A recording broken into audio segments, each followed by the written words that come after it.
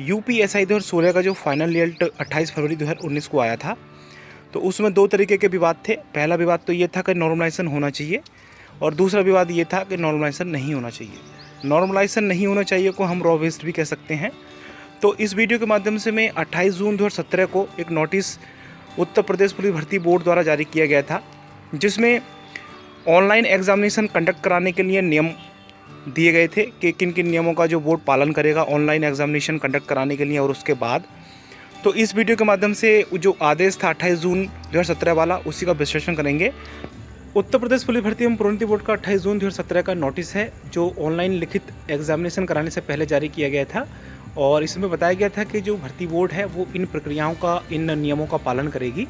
तो इसके जो नियम 4 है उसमें सर्वप्रथम नॉर्मलाइजेशन का जिक्र किया गया था, और इसमें आप पढ़ोगे तो देख भी रहे होगे कि इसमें बताया गया है कि अभ्यर्थियों की संख्या के अनुसार ऑनलाइन लिखित परीक्षा एक से अधिक तिथियों में विभिन्न पालियों में विभिन्न प्रश्न पत्रों के साथ संचालित करने की आवश्यकता उद्भूत हुई है। प्रत्येक पालियों के प्रश्न पत्र अलग अलग होंगे, जिसमें समानता न होने की संभावना के दृष्टिगत विभिन्न पालियों में इन अलग अलग प्रश्न पत्रों में अभ्यर्थियों द्वारा प्राप्त अंकों का प्रसामान्यीकरण MAH, MBA, MMS कैट 2015 में प्रयुक्त स्टैंडर्डाइज इक्यू परसेंटाइल मेथड द्वारा किया जाएगा। तो इसमें सर्वप्रथम नॉर्मलाइजेशन का जिक्र किया गया था, और अगर आप देखोगे कि जो मूल एडवर्टाइजमेंट है उसका प्रस्तर 4.1 तथा जो सर्विस नियमावली है और उसका जो है नियम 15 है, जो दोनों लिखित परीक्षा के संबंध में है। दोनों में जो है 50% का क्राइटेरिया रखा गया था, उसमें नॉर्मलाइजेशन का कोई जिक्र नहीं किया गया था।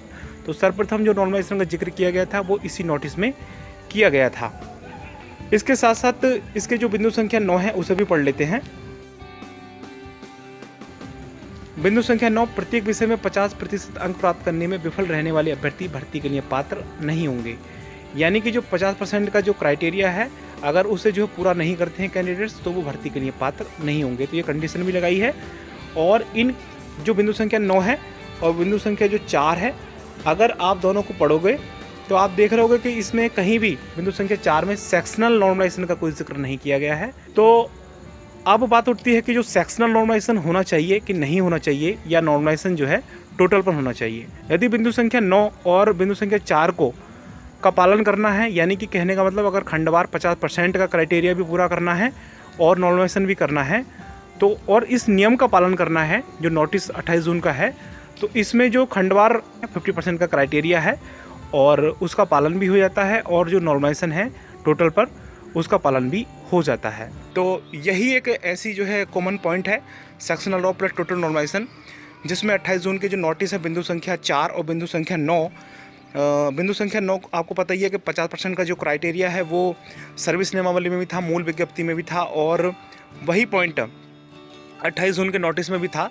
तो यदि जो है इन सभी का जो पालन करना है, खासकर 28 जून के जो जिसमें नॉर्मलाइजेशन का प्रथमतः प्रावधान किया गया था, तो जो टोटल वाला जो पॉइंट है sectional raw plus total normalisation, जो रॉ नॉर्मलाइजेशन के लिए कॉमन पॉइंट है, तो इसी के पक्ष में निर्णय आने की जो प्रबल संभावना रहेगी।